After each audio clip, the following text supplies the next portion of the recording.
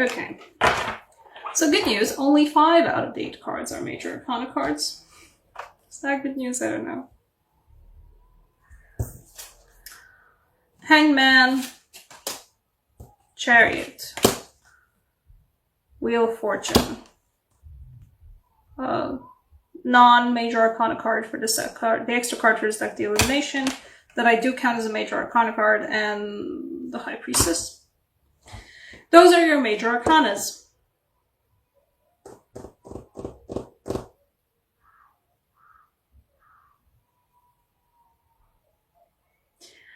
I can't even make heads or tails of this energy, to be honest.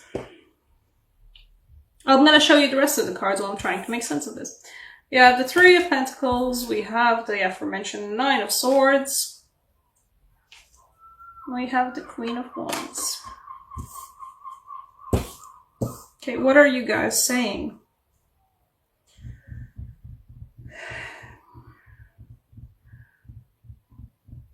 There is a big change coming. You're going to be feeling like you have no control over what's happening, while you do actually have control of what's happening. No, that's not it. There is a big change coming. And you're going to feel like you're way in over your head. There it is. But only through your intuition, your gut feelings, will you be able to figure out what even is going on and how to go about reining it all in. It can be reined in, but only if you kind of let go. If you let go of the analytical, if this then that thinking. If you've got that mindset where you've got like a set of rules in your head, if you've got like a set of operations where if this happens in my life, then I do this and this and this and this. The upheaval is going to be very large, and your first instinct is going to go completely analytically at it, and whatever aspect of your life happens, your first gut feeling is gonna be to go completely analytically at it and rein it in using your previous modus operandi that is not gonna pan out this time. It's not. Your previous modus operandi will lead you to this. Just purely look at the visuals of the cards if you don't know shit about tarot. The previous modus operandi, the previous way you were doing things, if you apply this to this situation, will lead you to this. What you need to do is learn how to walk on goddamn water. You need to tap into a completely different aspect of yourself. And that will lead you to be the absolute boss of the situation. I mean, the situation is still a mess, and there's still, everything's going in all different directions, and you don't have reins to hold all that in. But you kind of do. If you come from the position of working from your gut, working from your inner knowledge, working from your feelings, I don't know, working from your heart even,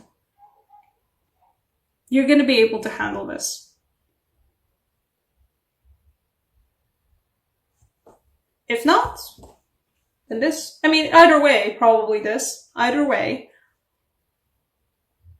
Whatever it is that you've been building and working on that's having such an upheaval right now, and everything about it. Might be a job, might be a venture, might be a like outside of work way of income, might be I don't know, living situation, something that you've been putting serious work into, literally laying the bricks in some cases. the thing that's gonna just, like, this is not just like, oh, Wheel of Fortune, stuff's kind of turning around, maybe coming back to where it needs to be.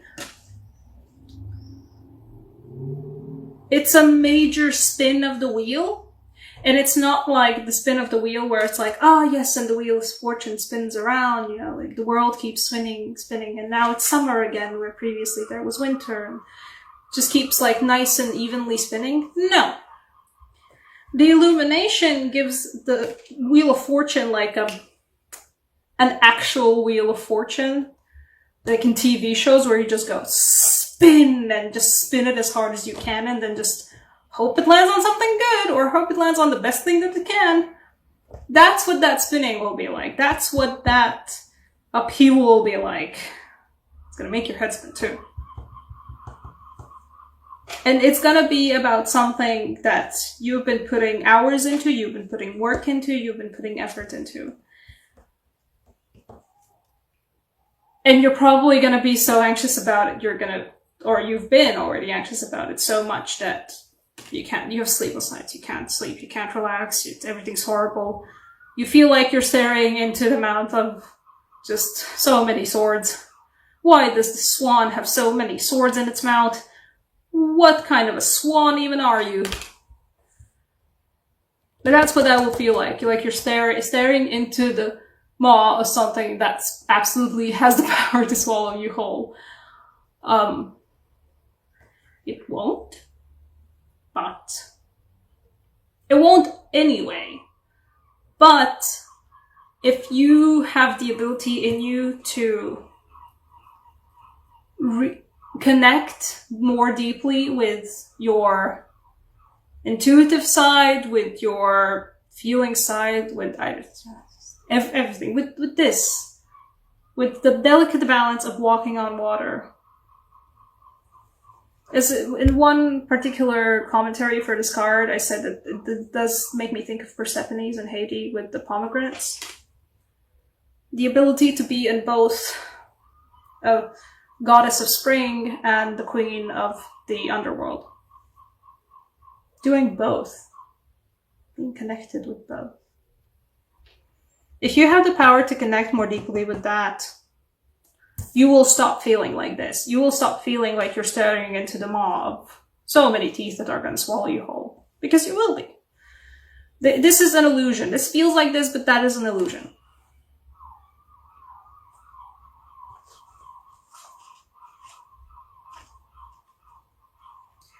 Not...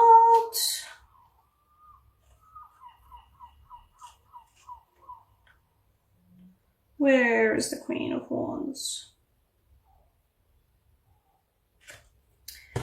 I'd say this is not about you. We also have a Queen of Wands here. It feels like somebody else. It feels like somebody adjacent to you who you can take inspiration from. That's what that feels like. If you can't figure out how to do the intuition thing, how to do the both yin and yang, both goddess of spring and queen of underworld, that's essentially, take inspiration from somebody near you who is like this, who is in power, who is radiant, who is growing, who is evolving, who has that, I'd say even probably feminine kind of a intuition to themselves. If needs be, literally just talk to them.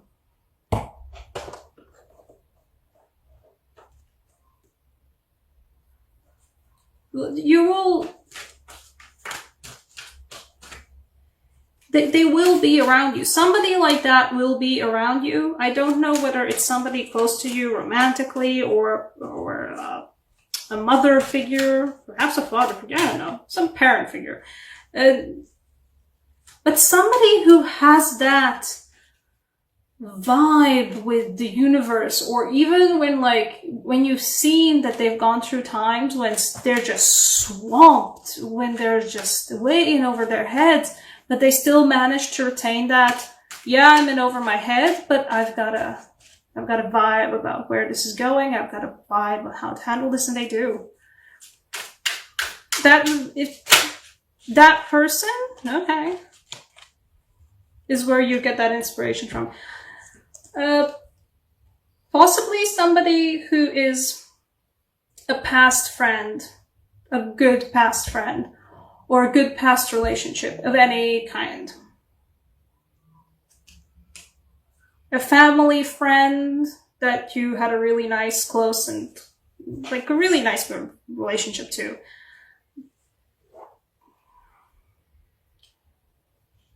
But whoever it is, it's somebody who is close to you or has been close to you before and has the possibility of being close to you again. Not like romantically, but somebody who you have the ability to reach out to. Or even if it is somebody you can't reach out to, you do have the ability to just remember about them. Yeah. You have the ability to, somewhere in your life, somewhere in your previous experience, there is that person who you can take an inspiration from on how to deal with this. Because that upheaval, I don't know what it's going to be. Perhaps it's going to be self-inflicted. Perhaps it's going to be like, I have an opportunity to turn my life around, and you're going to turn your life around, but except it won't be like, whoop. You know, it's not going to be a 180. It's going to be like spin, spin, spin, spin, spin, spin, spin until it lands on 180. It's going to end up being 180, but before that, it's going to go through so many more degrees, like thousands of degrees. Something circumference, something blah, blah, blah math. Right. Latvian signs for you. What energy will help you? I'm using the Latvian Signs deck. The Latvian Signs deck it is not unlike runes. It's actually not like runes. It's just symbols from Latvian culture that carry very good energy to them and can be used as sigils, pretty much. Can be used even when you just invoke different runes in any kind of spell work. If you do any kind of spell work or magic work or energy work or whatever you would like to call it. The Latvian signs are just a type of symbol to invoke, and I like to keep this personally. Okay. I like to personally keep this culture quite open. I like sharing my culture, and so if anybody feels like using these, I personally am acting as a representative for the whole of Latvians and saying you can do that. The sign you get is, well, it's a snake sign. It's the forest snake sign. It's wisdom, but it's the creative aspect of wisdom. This is one of my favorite signs. I actually have a tattoo of it on the back of my neck to kind of speak wise words, or at least hopefully eventually speak wise words. Doesn't help with my sentence structuring, but that's where we are. The creative aspect of wisdom. Be creative. Don't be surprised that once you've succeeded, once you've actually done the work and once you've actually reconnected back with your intuitive side and you've got like, okay, I have to think about different ways about how to handle these things. Don't be afraid of it. It's completely out of the ordinary. Like, it's so far out of the ordinary how you're going to handle this change. But it's going to work. Like, it feels like you yourself might have, Pisceans, have a lot of creative energy within you.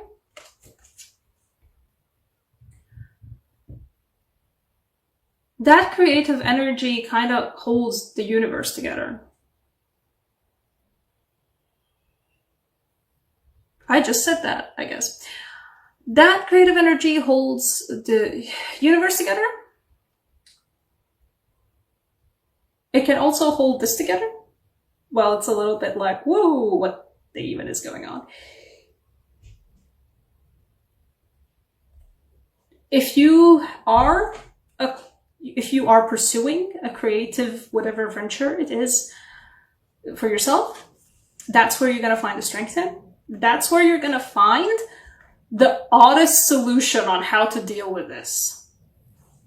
Like, it's going to be something you're going to have to like think in like loops kind of about it. Like, you're going to have to think differently, but whatever it is that you're doing creatively, or multiple things that you're doing creatively, somewhere in there, that's where you're going to find the